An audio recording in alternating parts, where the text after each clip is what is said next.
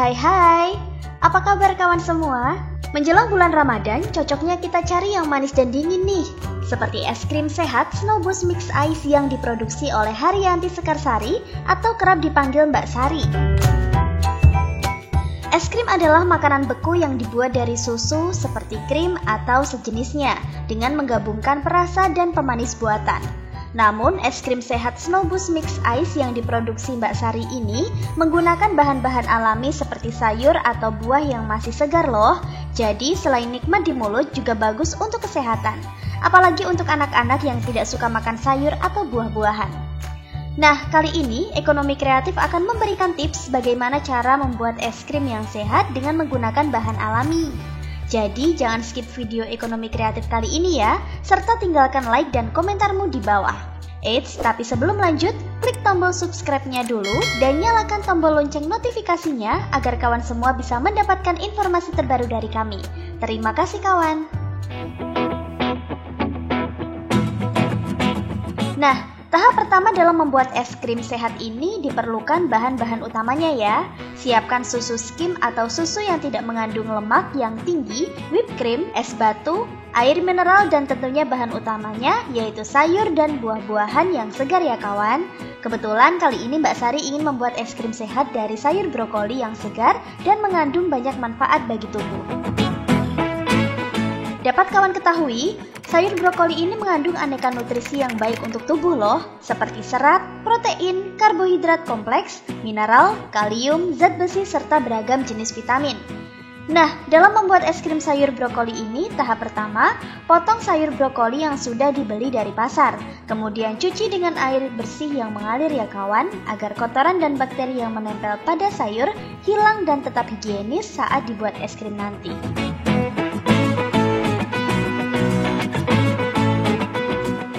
Sayur yang sudah bersih lalu rebus dengan air mendidih selama kurang lebih 15 menit untuk melunakkan tekstur brokolinya.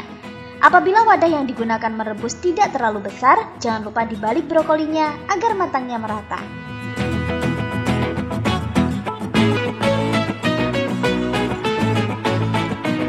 Sembari menunggu brokoli lunak, kita siapkan adonan lainnya dulu ya. Siapkan wadah dan masukkan susu skim, whipped cream, es batu, air mineral dan beri sedikit pewarna makanan untuk mempercantik warna es krimnya ya kawan. Nah, sayurnya udah matang nih. Yuk kita angkat dan tiriskan agar kandungan air pada brokolinya berkurang.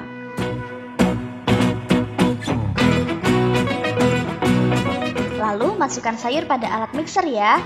Haluskan sayur agar mudah ketika dicampur dengan bahan-bahan lainnya nanti.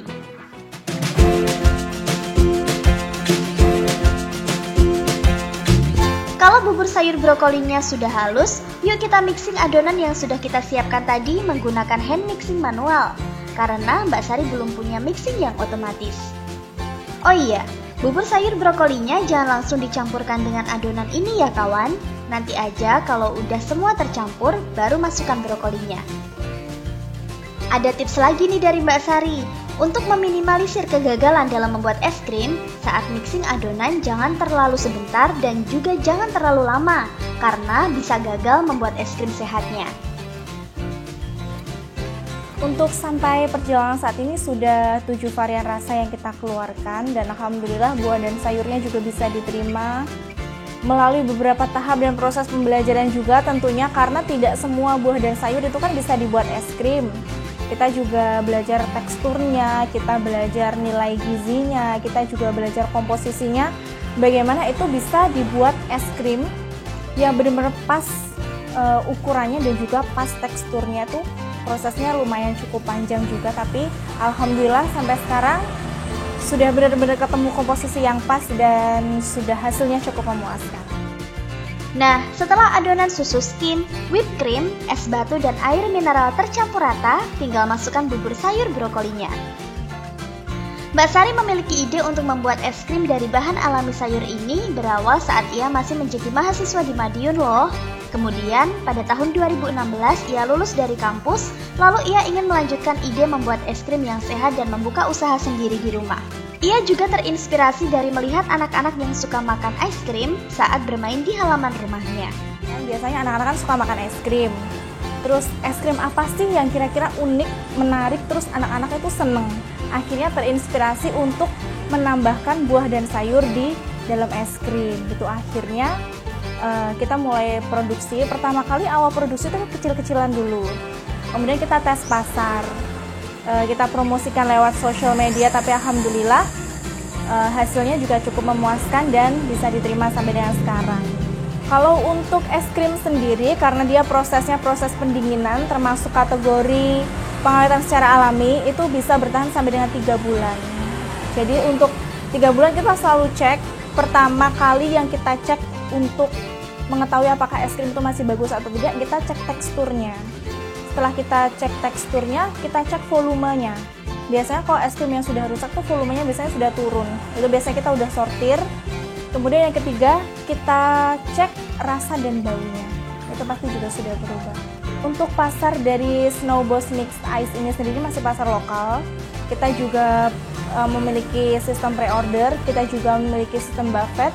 Jadi kita jadikan satu dengan acara-acara, misalnya acara pernikahan, acara ulang tahun, kita sudah jadikan satu di situ. Kita juga buka toko offline-nya, kita juga pasarkan di social media, kita pakai marketplace, kita pakai Instagram juga, dan alhamdulillah antusiasnya juga lumayan luar biasa sekali. Nah kawan, adonan es krim sehatnya udah jadi nih. Yuk Mbak masukkan ke wadah cupnya, udah gak sabar ingin mencicipi es krimnya. Pasti nikmat kawan. Untuk pengemasan ini, Mbak Sari menggunakan cup berukuran 25 ml untuk dijual di pasar lokal atau toko offline.